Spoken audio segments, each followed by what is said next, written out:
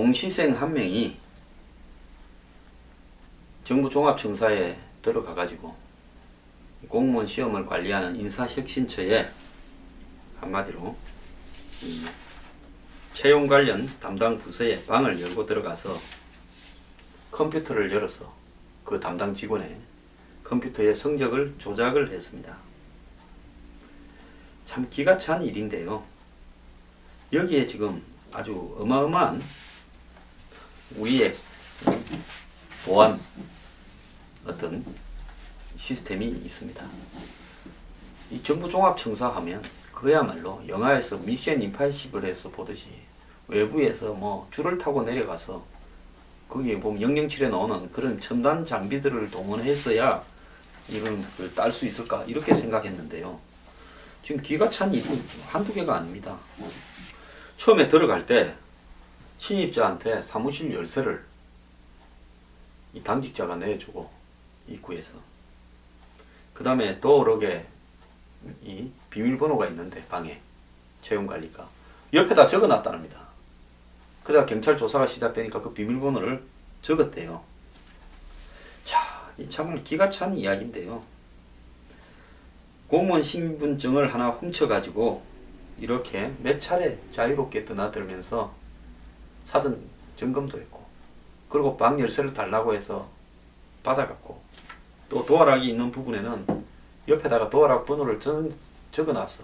그걸 보고 이 도어락을 눌러서 들어가고, 물론 올라가려면 이 게이트에서 처음에 이 갖다 대야 되는 거는 신분증으로 들어갔을 거고, 또 그 방에 이 관련되는 열쇠는 달라고 해서 받았고, 또 그 층에 올라가면 층 자체에 또 이 칸막이 문이 있는데 그 도어락이 되어 있는데 그거는 옆에 적힌 게 있어서 그걸 보고 열고, 그래가 방까지 들어가 가지고는 이제 컴퓨터에 이 비밀번호도 안 걸어놨어. 담당 직원이 그냥 열어서 했다는 겁니다. 만약에 북한의 간첩이 정부종합청사를 드나들면서 모든 정보를 빼가고 장난을 치려고 마음을 먹었더라면 몇 번을 했을 것 같습니다. 그거 보면 북한도 실력이 영 없는 것 같아요. 아마 역사상 가장 간이 크고 대담한 이 공시생일 거라고 생각이 드는데요.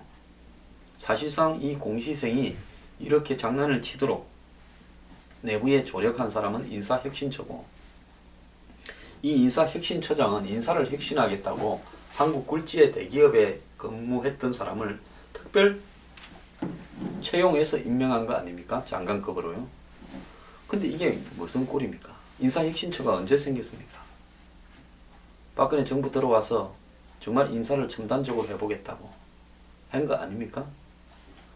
근데 기껏 이런 일들이 어떻게 벌어지고 있는지 모르겠고요.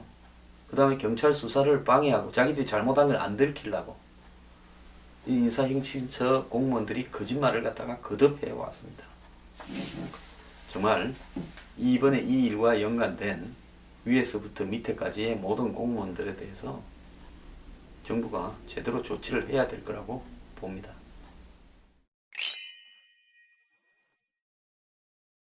백화점 이용하는 분들요, 백화점 상품권을 누구한테 선물을 하려고 가끔 사려고 해본 적이 있을 건데, 현금만 갖고 살 수 있고 신용카드로는 백화점 상품권을 살 수 없습니다.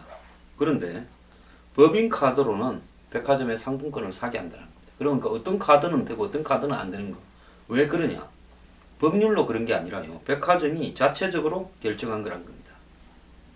백화점이 이렇게 신용카드로 상품권을 못 사게 하는 이유는 백화점 상품권의 가치가 떨어질까봐 그런다는 겁니다. 왜냐하면 돈이 없는 사람이 현금이 신용카드를 긁어가지고 백화점 상품권을 산 다음에 9만원이나 9만 5천원으로 이렇게 팔아서 현금화할 수 있다라는 부분을 이야기하는 거죠. 그렇게 되면 백화점의 가치와 이미지가 떨어진다, 이렇게 이야기했는데요.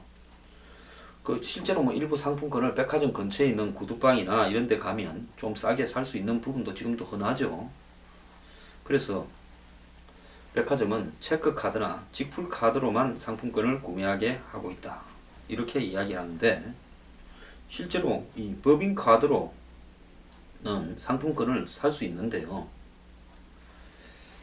이 백화점은 이 10만원짜리 상품권을 갖다가 법인카드로 사게 되면 신용카드 업계에서는 한 장당 2, 3천원의 카드 수수료가 발생하는데, 그럼에도 불구하고 이렇게 하는 이유는 법인카드는 개인카드에 견저 관리가 엄격하고 회사 업무를 대리해 공적으로 사용하기 때문에 사고 우려가 적고 카드 수수료하고는 관계없다, 이렇게 이야기했답니다.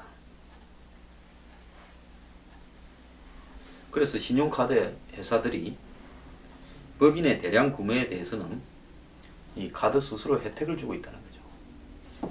자, 백화점들이 말로는 이미지 실축 이렇게 이야기하지만은 실제로 현금을 주고 뭐 이 상품권을 사면 그 상품권을 구매하는 과정에서 10만원 줬다면 10만원이 다 들어오지 않습니까? 자기 손으로. 그런데 카드로 상품권을 사면 백화점이 그 카드로 산 부분에 대한 수수료를 부담을 해야 되니까 그걸 갖다가 이 신용카드를 이미지 실축 운운하면서 못 사게 한다.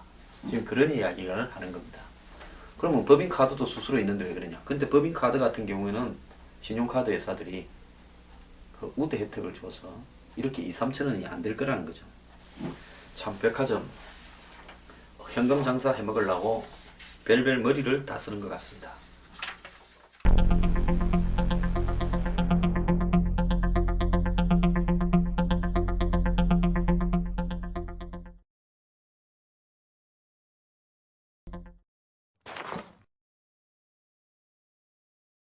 요즘요, 이 뭐 중견기업, 유명기업 오너들이 가끔씩 갑질 논란을 해가지고 사고가 잦습니다.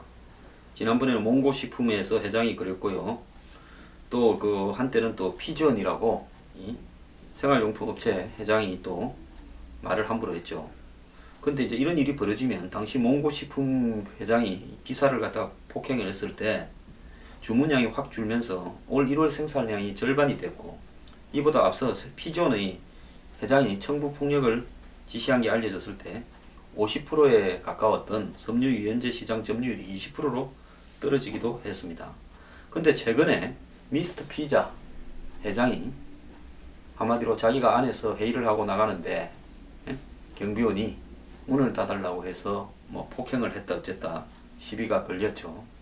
이래 되다 보니까 아니 당사자가 회장이 문제를 저질렀는데 피해를 누가 보는가 하면요, 몽고식품은 저거 회사 간장이 안 팔리고 피자는 저거 회사 섬유유연제가 안 팔려서 손해를 저거가 보겠지만은 이 피자 회사는 일종의 체인점 아닙니까? 프랜차이즈 사업이에요.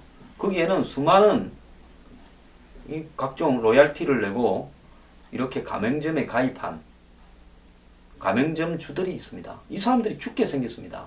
그래서 어제 텔레비에 보니까 이 사람들이 나서서요, 회장을 대신에 우리가 사과하겠습니다, 잘못했습니다 하는 겁니다. 왜 그러는가 한번 보십시오. 이 사건이 불거진 이후 주가가 급락하면서 하루 시가총액이 100억이 사라져 버렸고요. 또 실제로 이 가맹점들도 장사가 안 돼가지고 주인들이 가맹점주들이 대신 사과에 나서기도 했습니다. 자, 이렇게 오너가 이렇게 사고를 쳤을 때 가맹점주나 또 이렇게 주식을 가지고 있는 사람들이 피해를 보는 부분에 대해서 손해배상이 가능할까 하는 문제에 대해서 한 언론이 지금 어제 보도를 했는데요.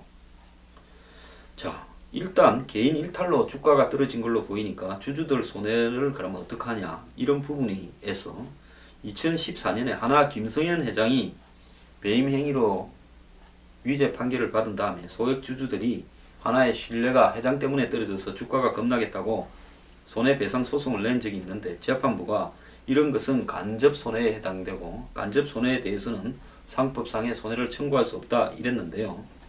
미국의 경우에는 CEO한테 충실 의무라 해서 이 의무를 강조해서 이런 경우 책임을 지우는 경우가 많은데 한국은 그렇지 않다는 겁니다.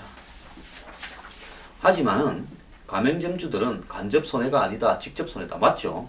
이 사람들은 매출이 바로 확 줄어버린 직접 손해라고 이야기할 수 있지 않겠냐. 이러니까 또 여기에 대한 해석은 분명히 주주하고는 다른데, 그래서 3년 전 도입된 하도급법상의 징벌적 손해배상제를 생각해 볼 수 있는데, 대기업의 횡포로 횡력사가 손해를 볼 경우 300가지 손해배상을 할 수도 있다. 근데 이거는 납품 가격 후리치기에 적용되는 거라 이번 건과 관계가 없다는 겁니다. 그래서 법적으로는 주주들이나 가맹점주들이 할 수 있는 방법이 없어요. 그래서 가맹점주들이 본사가 책임을 다 못했다 해서 손해를 끼쳤다고 민사소송을 걸어 볼 수도 있겠지만 이것도 안 될 거라고 보는 겁니다. 왜 안 되냐? 오너가 한 행위는 회사 업무상 행위가 아니라 개인적인 일탈인데 업무의 범위 안에 들어가는 게 아니라는 거죠.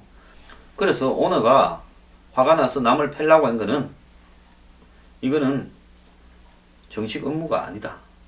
그래서 정식 업무 내에서 발생한 손해라고 가맹점이 입은 손해를 입증해서 이렇게 법적인 싸움을 하기에는 어렵다는 겁니다. 자, 결국은 오너가 뭔 지랄을 하든지 간에 오너 그 피의 행동에 의해서 피해를 입은 사람은 보상이 안 된다는 거죠. 자, 어떤 브랜드 이미지 실추로 인해서 손해가 발생했을 때 법상으로는 보상을 받기 어렵다는 건데요. 경영학 월간지인 하버드 비즈니스 리뷰를 보면 전 세계 100대 CEO를 소개하는 기사에서 회사의 이미지를 개선하는 것도 오너고 망치는데도 가장 중요한 요인이 오너다는 겁니다. 지금 미스터 피자 가맹점주들은 뭔 잘못을 했습니까? 바쁜 시간에 장사해야 될 시간에 자기들이 대신 사과할 거니까 불매운동을 하지 말아 달라고 참 서민들이 호소를 길거리에서 하고 있는데요. 이거 법적으로 좀 정비돼야 된다고 생각합니다. 그러지 않습니까? 내가 돈이 있다고 내 마음대로 행동하는데 그 내 행동이요. 당사자 뭐 피해 입은 사람하고 두 사람은 대부분 갑질했다가 뭐 사과하고 뭐 돈 좀 주고 하면 끝날지 모르더라도 이 갑질의 피해가 가맹점주나 요즘 프랜차이즈 사업이 워낙 활성화되어 있지 않습니까? 또 주식에 영향을 미친다면 이 사람들은 이게 문제입니까? 그러니까 이런 것까지 다 법적 피해 보상이 가능하도록 만들어버려야 오너들이 갑질을 못하고 또라이들은 CEO 업계에서 사라질 거 아닙니까?